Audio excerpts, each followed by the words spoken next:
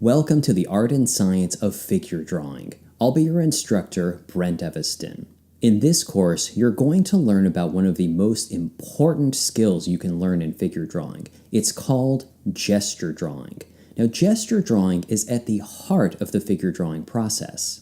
At the core of every more finished and rendered figure drawing is a dynamic gesture drawing. Now, as essential as gesture drawing is, it's actually one of the least understood parts of the figure drawing process. So let me try and explain what gesture drawing actually is.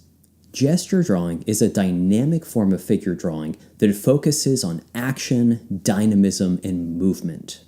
A good gesture drawing distills a pose down to its most essential components. Now, gesture drawings are usually done from shorter pose times, so the longest pose you're going to be working from in this course is 15 minutes.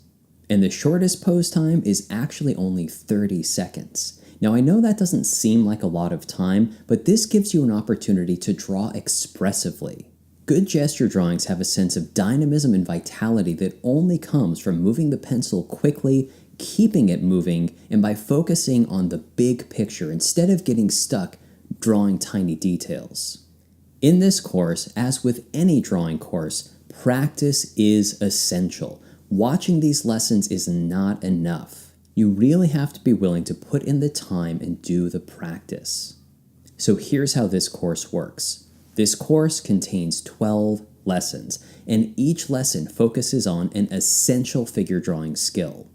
Each lesson also comes with at least one practice reel, and each practice reel has timed poses that have been specifically selected so that you can get the most out of the lesson that the practice reel accompanies.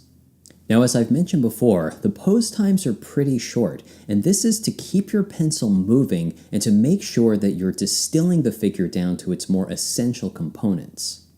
Now, many of you will find these shorter pose times challenging, but I want to remind you that this is an opportunity to draw expressively.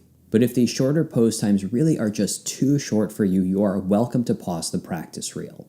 That being said, being able to draw quickly and efficiently is one of the best things that gesture drawing will teach you, and it will prepare you to draw in front of a live model.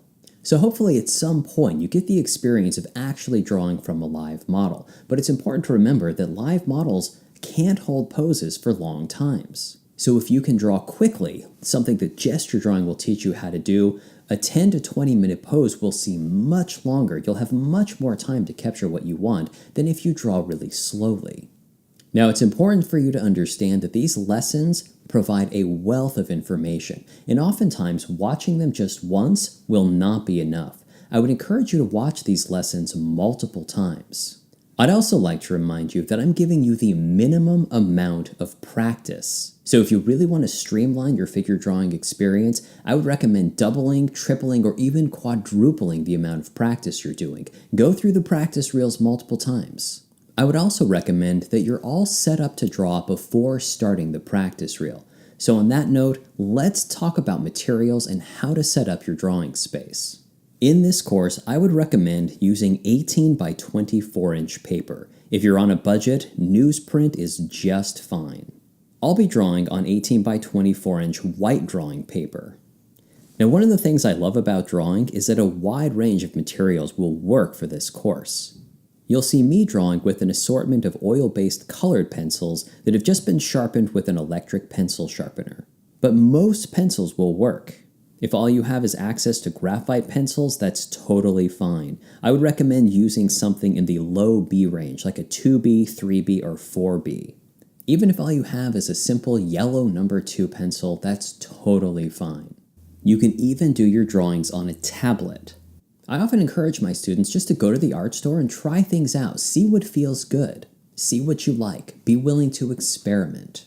The only kinds of materials I wouldn't recommend for this course would be charcoal because it smears a lot and it's difficult to control, or mechanical pencils because they simply don't have the expressive range of other kinds of more traditional pencils. But again, the materials are really up to you.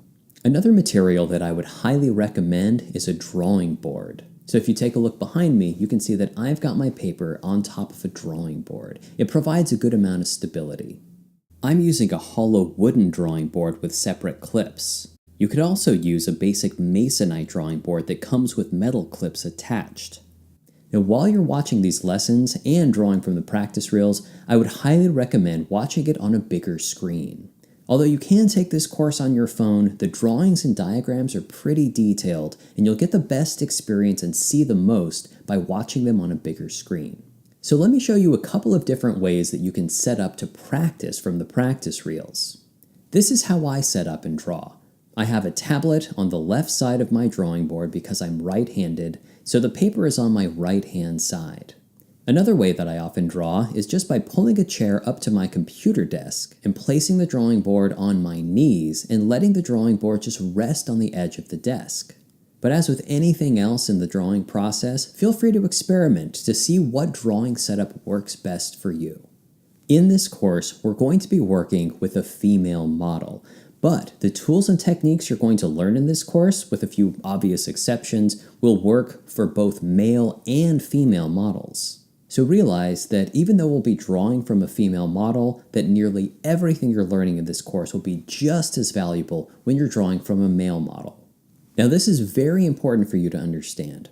In this course, I'm trying to give you a true figure drawing experience. I'm trying to replicate the experience of being in a real figure drawing studio. And that means we're going to be working from photographs of a fully nude model.